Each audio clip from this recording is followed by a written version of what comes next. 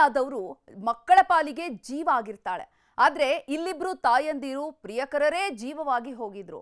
ಗಂಡ ಇದ್ರೂ ಕೂಡ ಪ್ರಾಯದ ಹುಡುಗರ ಪ್ರೀತಿಯಲ್ಲಿ ಬಿದ್ದವರು ತಮ್ಮ ಮಕ್ಕಳನ್ನೇ ಕಿಡ್ನಾಪ್ ಮಾಡಿದ್ದಾರೆ.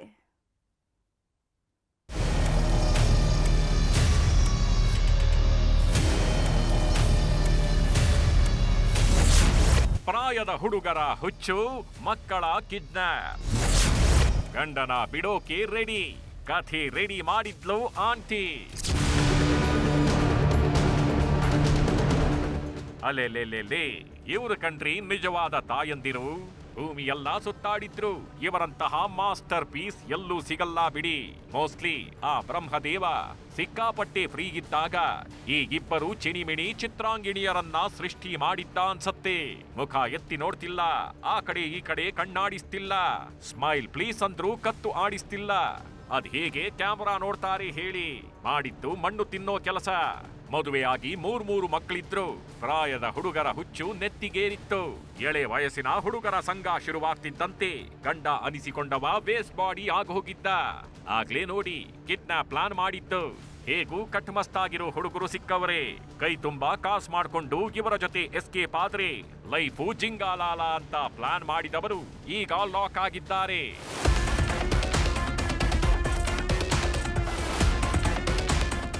ಒಬ್ಬಳು ರಂಗೀಲಾ ರೇಷ್ಮಾ, ಇನ್ನೊಬ್ಬಳು ಪಾತರಗಿತ್ತಿ ಪ್ರಿಯಾಂಕಾ. ರೇಷ್ಮಾ ಗಂಡ ಕಲ್ಲುಗುಂಡಿನಂಗಿದ್ರೆ ಪ್ರಿಯಾಂಕಾ ಗಂಡ ಅದೇನೋ ಕಾರಣಕ್ಕೆ ಸಾವನ್ನಪ್ಪಿದ್ದ. ಇಬ್ಬರಿಗೂ ಮೂರು ಮಕ್ಕಳಿದ್ದಾರೆ. ಹುಬ್ಬಳ್ಳಿಯಲ್ಲಿ ವಾಸವಾಗಿದ್ದ ಇವರಿಬ್ಬರಿಗೆ ಎಳೆ ವಯಸ್ಸಿನ ಮುತ್ತುರಾಜ್ ಹಾಗೂ ಸುನೀಲ್ ಪರಿಚಯವಾಗಿದ್ದಾರೆ. ಹಾಯ್ ಬಾಯ್ ಅಂತ ಶುರುವಾದ ಚಾಟಿಂಗ್ ಕಾಮದ ಕುಲುಮೆಯಲ್ಲಿ ಮಿಂದೇಳಿಸಿತ್ತು. ಹೀಗಾಗಿಯೇ ಈ ಇಬ್ಬರು ಆಂಟಿಯರು ತಮ್ಮ ಪ್ರಿಯಕರರು ಅಂದ್ರೆ ಜೀವ ಬಿಡ್ತಿದ್ರು. ಕಿಡ್ನಾಪ್ ಪ್ಲಾನ್, 10 ಲಕ್ಷಕ್ಕೆ ಡಿಮ್ಯಾಂಡ್. ಪ್ರಿಯಾಂಕಾ ಹಾಗೂ ರೇಷ್ಮಾಗೆ ಪ್ರಿಯಕರರ ಹುಚ್ಚು ನೆತ್ತಿಗೇರಿತ್ತು. ಸಂಸಾರ ಅನ್ನೋದು ಸರ್ವನಾಶ ಆದ್ರೂ ಇವರಿಬ್ಬರನ್ನ ಮಾತ್ರ ಬಿಡೋದಕ್ಕೆ ರೆಡಿ ಇರಲಿಲ್ಲ. ಹೀಗಾಗಿಯೇ ಇದೇ ತಿಂಗಳ 7ನೇ ತಾರೀಕು ತಮ್ಮ ಮಕ್ಕಳನ್ನ ತಾವೇ ಕಿಡ್ನಾಪ್ ಮಾಡಿದ್ದಾರೆ. ಲವರ್ಸ್ ಜೊತೆ ಸೇರ್ಕೊಂಡು ಮನೆ ಬಿಟ್ಟು ಹೋದವರು ತಮ್ಮ ಮನೆಯವರಿಗೆ ಫೋನ್ ಹಚ್ಚಿದ್ದಾರೆ. ನಿಮ್ಮ ಮಕ್ಕಳನ್ನ ಕಿಡ್ನಾಪ್ ಮಾಡಿದ್ದೇವೆ, ನಮಗೆ 10 ಲಕ್ಷ ಕೊಟ್ರೆ ಬಿಟ್ಟು ಕಳಿಸ್ತೀವಿ ಅಂತ ಬೆದರಿಕೆ ಹಾಕಿದ್ರು. ಯಾವಾಗ ಕಿಡ್ನಾಪರ್ಸ್ ನ ಕಾಲ್ ಬಂತೋ ಸೀದಾ ಪೊಲೀಸ್ ಠಾಣೆ ಮೆಟ್ಟಿಲೇರಿದ್ದಾರೆ.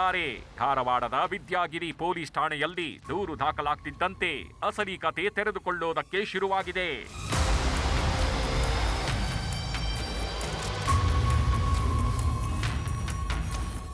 ಹುಡುಗರು ಕರ್ಕೊಂಡು ಹೋಗಿ ರಾಣೆಬೆನ್ನೂರಿಂದ ಯಾವುದೋ ಊರಿಗೆ ಕರ್ಕೊಂಡು ಹೋಗಿ ಅಲ್ಲಿಂದ ಬೇರೆ ಊರಿಗೆ ಕರ್ಕೊಂಡು ಹೋಗಿ ಬೆಂಗಳೂರು ಕರ್ಕೊಂಡು ಹೋಗಿ ಅಲ್ಲಿಂದ ಬೇರೆ ಮಾಸ್ಟರ್ ಪ್ಲ್ಯಾನ್ ಮಾಡಿದ್ರು. ಎಲ್ಲ ಕಿಡ್ನಾಪ್ ಮಾಡಿವಿ ಅಂತ ಅಷ್ಟೇ ಹೇಳಿದ್ವಿ. ಮುತ್ತು ಮತ್ತು ಇನ್ನೊಂದು ಹುಡುಗ ಐತಲ್ಲ ಅವ್ರು ಹುಡುಗರು ತೊಗೊಂಡು ಹೊಂಟಾರಂತ ಮಾಹಿತಿ ಬಂತು.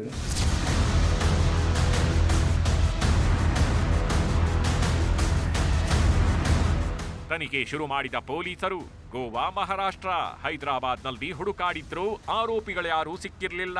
ಕೊನೆಗೆ ಬೆಂಗಳೂರಿನ ಹೆಬ್ಬಾಳದಲ್ಲಿ ಆಂಟಿಯರು ಇರೋದು ಗೊತ್ತಾಗ್ತಿದ್ದಂತೆ ಇಲ್ಲಿಗೆ ಹುಬ್ಬಳ್ಳಿ ಖಾಕಿ ಪಡೆ ಎಂಟ್ರಿ ಕೊಟ್ಟಿದೆ. ಪ್ರಿಯಕರರ ಜೊತೆ ರೌಂಡ್ಸ್ ಹಾಕ್ತಿದ್ದವರ ಮುಂದೆ ಪೊಲೀಸರು ಬಂದು ನಿಲ್ತಿದ್ದಂತೆ ಎಲ್ರೂ ಕಂಗಾಲಾಗಿ ಹೋಗಿದ್ದಾರೆ.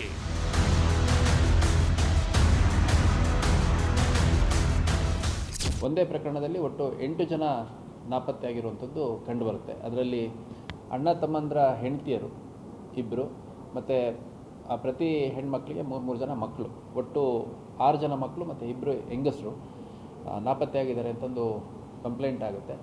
ನಂತರದಲ್ಲಿ ನಿರಂತರವಾಗಿ ನಾವು ಪತ್ತೆ ಕಾರ್ಯ ಮುಂದುವರಿಸಿದಂಥ ಸಂದರ್ಭದಲ್ಲಿ ನಮಗೆ ಬೆಂಗಳೂರಲ್ಲಿ ಸ್ವಲ್ಪ ಲೀಡ್ ಸಿಗುತ್ತೆ. ಈ ಮಧ್ಯೆ ನಮ್ಮ ತಂಡ ಏನು ಬೆಂಗಳೂರಲ್ಲಿ ಇತ್ತು, ಆ ತಂಡ ಈ 8 ಜನರನ್ನು ವಶಪಡಿಸಿಕೊಳ್ಳೋದ್ರಲ್ಲಿ ಯಶಸ್ವಿಯಾಗಿತ್ತು. ಹುಡುಗರ ಮೇಲಿನ ಮೋಹಕ್ಕೆ ಮಕ್ಕಳನ್ನೇ ಕಿಡ್ನಾಪ್ ಮಾಡಿದವರು ಕಂಬಿ ಹಿಂದೆ ಸೇರಿದ್ದಾರೆ. ವಯಸ್ಸಲ್ಲದ ವಯಸ್ಸಿನ ಆಂಟಿಯರ ಹಿಂದೆ ಬಿದ್ದವರು ಕೈ ಹಿಸುಕಿಕೊಳ್ತಿದ್ದಾರೆ. ಶಿವರಾಮ್ ಅಸುಂಡಿ, ನ್ಯೂಸ್ 18 ಹುಬ್ಬಳ್ಳಿ. ಆಕೆ ತನ್ನ ಹುಟ್ಟುಹಬ್ಬವನ್ನ ಖುಷಿಯಾಗಿ ಆಚರಿಸ್ಕೋಬೇಕು ಅಂತ 15 ದಿನದ ಮುಂಚೆಯೇ ಕನಸು ಕಂಡಿದ್ಲು. ಹೊಸ ಬಟ್ಟೆ ತಂದು ಕೇಕ್ ಆರ್ಡರ್ ಮಾಡೋದಕ್ಕೂ ಕೂಡ ಪ್ಲಾನ್ ಮಾಡ್ಕೊಂಡಿದ್ಲು.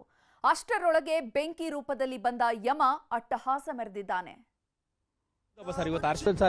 ಈ ತಂದೆ ಮಾತು ಕೇಳ್ತಿದ್ರೆ ಜೀವ ಹಿಂಡಿದಂತಾಗುತ್ತೆ. ಕಣ್ಣಾಲಿಗಳು ತನ್ನಿಂತಾನೆಯೇ ತುಂಬಿಕೊಳ್ತವೆ. ಇವತ್ತು ನನ್ನ ಮಗಳ ಬರ್ತ್ಡೇ ಸಾರ್, 15 ದಿನದ ಮುಂಚೆಯೇ ಬಟ್ಟೆ ತಗೊಂಡಿದ್ಲು. ಬೆಳಿಗ್ಗೆ ಎಲ್ರೂ ದೇವಸ್ಥಾನಕ್ಕೆ ಹೋಗಿ ಅರ್ಚನೆ ಮಾಡಿಸ್ಬೇಕು ಅಂತಿದ್ವಿ, ಆದ್ರೀಗ ಇದೇನ್ ಸಾರ್ ಹೀಗಾಯ್ತಲ್ಲ ಅಂತ ಕರುಳ ಕುಡಿಯನ್ನ ಕಳ್ಕೊಂಡ ತಂದೆ ಕಣ್ಣೀರಿಡ್ತಿದ್ರೆ ಕಲ್ಲು ಹೃದಯದವರು ಕಣ್ಣೀರಿಟ್ಟಿದ್ದಾರೆ. CA ಓದಬೇಕು ಅಂದ್ಕೊಂಡವಳು ದುರಂತ ಅಂತ್ಯ. ಜನ್ಮದಿನಕ್ಕೆ ಬಟ್ಟೆ ತಗೊಂಡವಳ ಬದುಕೇ ಬೂದಿ. ಇಂಥ ಸಾವು ಆಗದ ವೈರಿಗೂ ಬೇಡ. ತನ್ನ ಜನ್ಮದಿನಕ್ಕೆ ಹಾಗೆ ರೆಡಿಯಾಗಬೇಕು, ಹೀಗೆ ರೆಡಿಯಾಗಬೇಕು ಅಂತ ಈ ಹೆಣ್ಮಗಳು 10 ಕನಸು ಕಂಡಿದ್ಲು. ಇದಕ್ಕಾಗಿಯೇ 15 ದಿನದ ಮೊದಲೇ ಬಟ್ಟೆ ಸಹ ತಗೊಂಡಿದ್ಲು. ಜಸ್ಟ್ ಒಂದೇ ಒಂದು ರಾತ್ರಿ ಕಳೆದಿದ್ರೆ ತಾನು ಅಂದ್ಕೊಂಡಂತೆ ಕೇಕ್ ಕಟ್ ಮಾಡಿ ಅದೆಷ್ಟು ಖುಷಿ ಪಡ್ತಿದ್ದಳೋ ಏನೋ. ಆದ್ರೆ ಅದ್ಯಾಕೋ ಆ ಭಗವಂತನಿಗೆ ಈಕೆಯ ಖುಷಿಯನ್ನ ನೋಡೋದಕ್ಕಾಗ್ಲಿಲ್ಲ ಅನ್ಸುತ್ತೆ. ಹುಟ್ಟುಹಬ್ಬ ಹಿಂದಿನ ದಿನವೇ ಸುಟ್ಟು ಕರಕಲು ಮಾಡಿದ್ದಾನೆ. ಬೆಂಕಿ ರೂಪದಲ್ಲಿ ಅಪ್ಪಳಿಸಿದ ಯಮ 26 ವರ್ಷದ ಯುವತಿಯ ಪ್ರಾಣ ಪಕ್ಷಿಯನ್ನೇ ಹೊತ್ಕೊಂಡು ಹೋಗಿದ್ದಾನೆ. ಹುಟ್ಟುದಬ್ಬ ಸರ್, ಇವತ್ತು ಅರ್ಚನೆ ಮಾಡೋಣ ಅಂತ ಇದೆ ಸರ್. ನಾನು 10 ಗಂಟೆ ಹೋಗಿ ಅರ್ಚನೆ ಮಾಡೋಣ ಅಂತ ಇದೆ, ಕೇಕ್ ಕಟ್ ಮಾಡ್ಬೇಕಂತ ಇದ್ದೆ. ಏನು ಸರ್ ಇದು ಹೇಳಿ? ನಿನ್ನೆ 9:50 ಹೋದ್ರು 10 ಗಂಟೆ 10:15 ತೆಗೆದ್ರಂತೆ.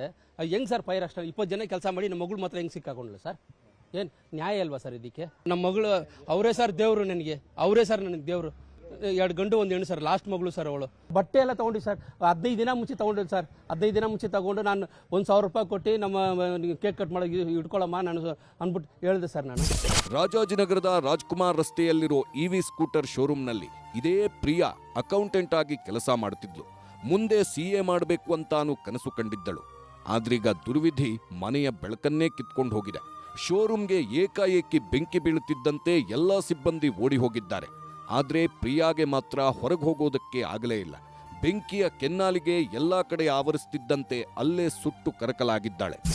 Not come forward to take responsibility. ಹಂಗಂದ್ರೆ ಅರ್ಸ್ಕೊಂಡೆ ಅಂತೆ ಸರ್. ಅವರು ನಮ್ಗೆ ಇಂಟಿಮೇಟ್ ಮಾಡಿಲ್ಲ. ಇದು this is not company practice, this is not HR practice. ಇದೆಲ್ಲ ನ್ಯಾಯ ಇಲ್ಲ ಸರ್. ಬರ್ಡೇ ಸೆಲೆಬ್ರೇಷನ್ ಮಾಡೋಕೆ ಪ್ಲ್ಯಾನ್ ಮಾಡಿದ್ವಿ ಸರ್, ಪ್ಲ್ಯಾನ್ ಮಾಡಿದ್ವಿ. ಶೋರೂಮ್ಗೆ ಬೆಂಕಿ ಬೀಳುತ್ತಿದ್ದಂತೆ ಮಾಲೀಕ ಪುನೀತ್ ಗೌಡ ಯಾರ ಕೈಗೂ ಸಿಗದೆ ಎಸ್ಕೇಪ್ ಆಗಿದ್ದ. ಹೀಗಾಗಿ ತನಿಖೆಗಿಳಿದ ರಾಜಾಜಿನಗರ ಪೊಲೀಸರು ಪುನೀತ್ ಗೌಡನನ್ನ ಬಂಧಿಸಿದ್ದಾರೆ. ಅಲ್ಲದೆ ಸುಟ್ಟು ಕರಕಲಾದ ಶೋರೂಮ್ಗೆ ಭೇಟಿ ನೀಡಿದ ಪೊಲೀಸರು ಸ್ಥಳ ಮಹಜರು ಪ್ರಕ್ರಿಯೆ ನಡೆಸಿದ್ರು.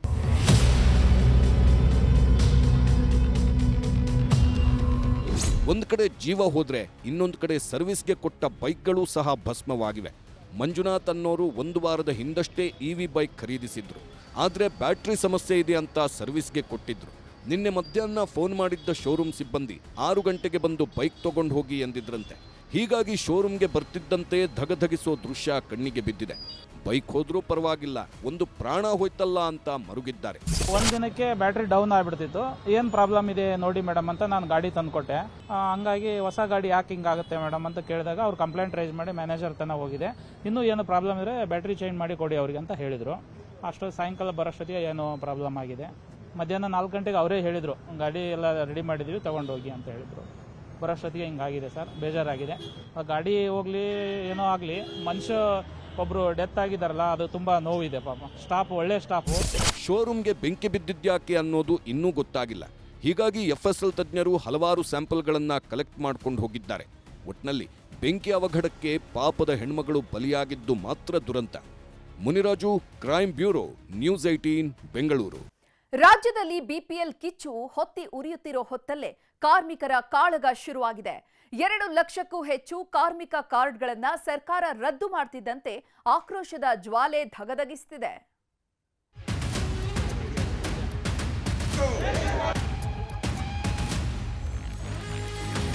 ಬಡವರ ಉದ್ಧಾರವೇ ನಮ್ಮ ಧ್ಯೇಯ, ಬಡವರ ಅಭಿವೃದ್ಧಿಯೇ ನಮ್ಮ ಗುರಿ, ಬಡವರಿಗಾಗಿಯೇ ಪಂಚ ಗ್ಯಾರಂಟಿ ಅಂತ ಅಧಿಕಾರಕ್ಕೇರಿದ ಕಾಂಗ್ರೆಸ್ ಅದ್ಯಾಕೋ ಬಡವರ ಬುಡಕ್ಕೆ ಬೆಂಕಿ ಇಡೋ ಕೆಲಸ ಮಾಡ್ತಿದೆ ಅನ್ನೋ ಕೂಗೆದ್ದಿದೆ. ವಕ್ಫ್ ಹೆಸರಲ್ಲಿ ಸಾವಿರಾರು ಎಕರೆ ಜಾಗಕ್ಕೆ ಗಂಡಾಂತರ ಬಂದಪ್ಪಳಿಸಿದೆ. ಪಂಚ ಗ್ಯಾರಂಟಿ ಮೇಲೂ ತೂಗುಗತ್ತಿ ನೇತಾಡ್ತಿದೆ. ಇಂಥ ಹೊತ್ತಲ್ಲೇ 10 ಲಕ್ಷಕ್ಕೂ ಹೆಚ್ಚು ಅನರ್ಹ BPL ಕಾರ್ಡ್ಗಳನ್ನ ರದ್ದು ಮಾಡ್ತಿರೋದು ಲಕ್ಷಾಂತರ ಜನರನ್ನ ಕಂಗಾಲಾಗಿಸಿದೆ. ಇದನ್ನೇ ಬ್ರಹ್ಮಾಸ್ತ್ರ ಮಾಡಿಕೊಂಡ ಬಿಜೆಪಿ ನಾಯಕರು ಅಖಾಡಕ್ಕಿಳಿದಿದ್ದಾರೆ. ಇದೇನಾ ಬಡವರ ಅಭಿವೃದ್ಧಿ, ಇದೇನಾ ಬಡವರ ಉದ್ಧಾರ ಅಂತ ಬಿಸಿ ಮುಟ್ಟಿಸ್ತಿದ್ದಾರೆ.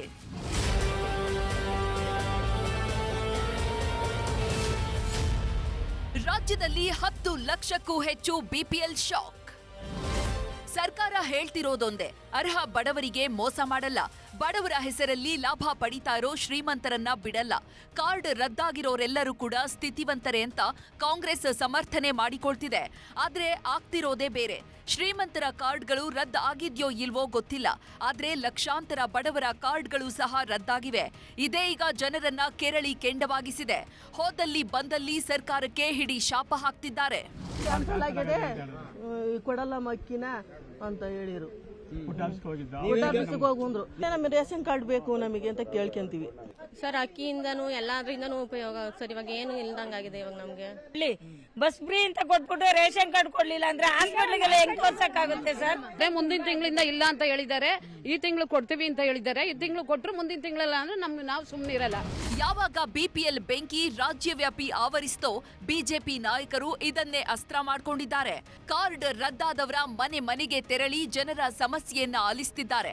ಈ ಬಗ್ಗೆ ಪ್ರತಿಕ್ರಿಯೆ ನೀಡಿದ ಡಿಸಿಎಂ ಡಿಕೆ ಶಿವಕುಮಾರ್, ಯಾರೂ ಆತಂಕ ಪಡಬೇಡಿ, ಆದಷ್ಟು ಬೇಗ ಸಮಸ್ಯೆ ಸರಿಪಡಿಸ್ತೀವಿ ಎಂದಿದ್ದಾರೆ.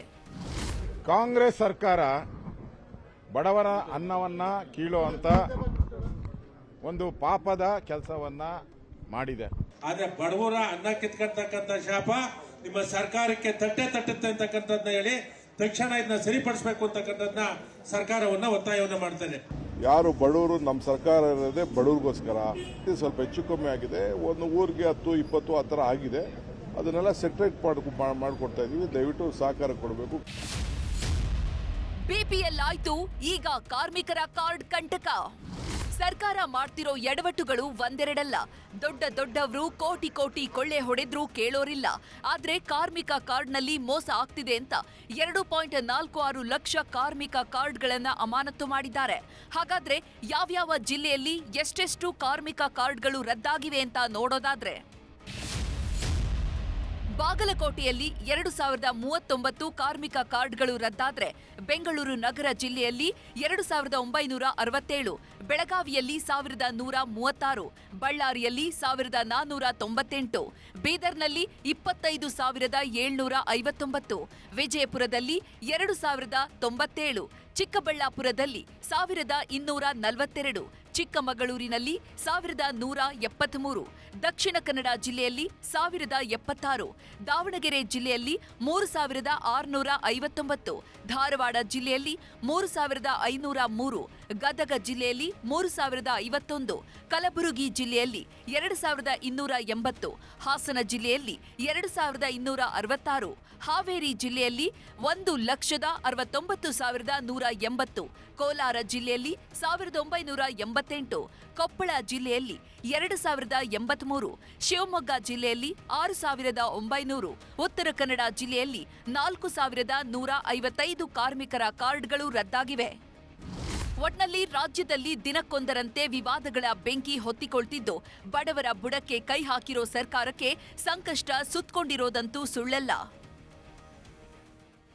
Bureau report, news 18. ಮತ್ತಷ್ಟು ಪ್ರಮುಖ ಸುದ್ದಿಗಳನ್ನ ಕನ್ನಡ ನಾಡಿ ಎಕ್ಸ್‌ಪ್ರೆಸ್‌ನಲ್ಲಿ ನೋಡೋಣ. ಸರ್ಕಾರಿ ಜಾಗದಲ್ಲಿದ್ದ ವೃದ್ಧ ದಂಪತಿ ಮನೆ ತೆರವು ಖಂಡಿಸಿ ವೃದ್ಧ ದಂಪತಿ ಪ್ರತಿಭಟನೆ. ದಕ್ಷಿಣ ಕನ್ನಡ ಜಿಲ್ಲೆ ಕಡಬದಲ್ಲಿ ಘಟನೆ. ಲಿವರ್ ಅಗತ್ಯವಿದ್ದ ರೋಗಿಗೆ ಅಂಗಾಂಗ ಜೋಡಣೆ. ಬೆಳಗಾವಿಯಿಂದ ಹುಬ್ಬಳ್ಳಿ ಮಾರ್ಗವಾಗಿ ಲಿವರ್ ಏರ್ಲಿಫ್ಟ್. ಬೆಂಗಳೂರಿನಲ್ಲಿ ನಡೆಯಲಿದೆ ಲಿವರ್ ಶಸ್ತ್ರಚಿಕಿತ್ಸೆ. ಚಿಕ್ಕಮಗಳೂರಿನಲ್ಲಿ ತಪ್ಪದ ಕಾಡಾನೆಗಳ ಉಪಟಳ. ಕಾಫಿ ತೋಟಕ್ಕೆ ನುಗ್ಗಿದ ಕಾಡಾನೆ ಹಿಂಡು. ಡ್ರೋನ್ ಕ್ಯಾಮೆರಾದಲ್ಲಿ ಸೆರೆಯಾಯಿತು ಕಾಡಾನೆಗಳ ಹಾವಳಿ. ಬಸ್ ಇಲ್ಲದೆ ವಿದ್ಯಾರ್ಥಿಗಳ ಪರದಾಟ. ಚಿಕ್ಕಮಗಳೂರಿನ ಮೂಡಿಗೆರೆ ಬಸ್ ನಿಲ್ದಾಣದಲ್ಲಿ ವಿದ್ಯಾರ್ಥಿಗಳ ಧರಣಿ. ಬಸ್ ತಡೆದು ಟಿಸಿ ವಿರುದ್ಧ ವಿದ್ಯಾರ್ಥಿಗಳ ಆಕ್ರೋಶ. ಜಮೀರ್ ವಿರುದ್ಧ ಸಿಡಿದೆದ್ದ ಜೆಡಿಎಸ್ ಕಾರ್ಯಕರ್ತರು. ದೇವನಹಳ್ಳಿಯಲ್ಲಿ ಜಮೀರ್ ವಿರುದ್ಧ ಪ್ರತಿಭಟನೆ. ಜಮೀರ್ ಪ್ರತಿಕೃತಿ ದಹಿಸಿ ಕಾರ್ಯಕರ್ತರ ಆಕ್ರೋಶ. ಚಾಮರಾಜನಗರ ಪೊಲೀಸರ ಭರ್ಜರಿ ಕಾರ್ಯಾಚರಣೆ. 4 ಖತರ್ನಾಕ್ ಅಂತರರಾಜ್ಯ ಕಳ್ಳರು ಅಂದರ್. ಬಂಧಿತರಿಂದ 41 ಲಕ್ಷ ಮೌಲ್ಯದ ಚಿನ್ನ, ಕಾರು, ಬೈಕ್ ವಶ. ಕಲುಷಿತ ನೀರು ಸೇವಿಸಿ 30ಕ್ಕೂ ಹೆಚ್ಚು ಮಂದಿ ಅಸ್ವಸ್ಥ. ಬೆಳಗಾವಿ ಜಿಲ್ಲೆ ಕಸನಾಳ ಗ್ರಾಮದಲ್ಲಿ ಘಟನೆ. ಕುಡಿಯುವ ನೀರಿಗೆ ಕೊಳಚೆ ನೀರು ಮಿಕ್ಸ್ ಆಗಿ ದುರ್ಘಟನೆ. ಬೆಳಗಾವಿಯ ರಾಯಭಾಗ ಪೊಲೀಸರ ಭರ್ಜರಿ ಕಾರ್ಯಾಚರಣೆ. 89 ಕೆಜಿ ಗಾಂಜಾ ವಶಕ್ಕೆ ಪಡೆದ ಪೊಲೀಸರು. ಕಬ್ಬಿನ ಹೊಲದಲ್ಲಿ ಗಾಂಜಾ ಬೆಳೆದಿದ್ದವರಿಗೆ ಶಾಕ್. ಇವಿಷ್ಟು ಕನ್ನಡ ನಾಡಿಯ ಪ್ರಮುಖ ಸುದ್ದಿಗಳು. ನೋಡ್ತಾ ಇರಿ ನ್ಯೂಸ್ 18, ಜಾಲ ನಮ್ಮದು, ಬಲ ನಿಮ್ಮದು.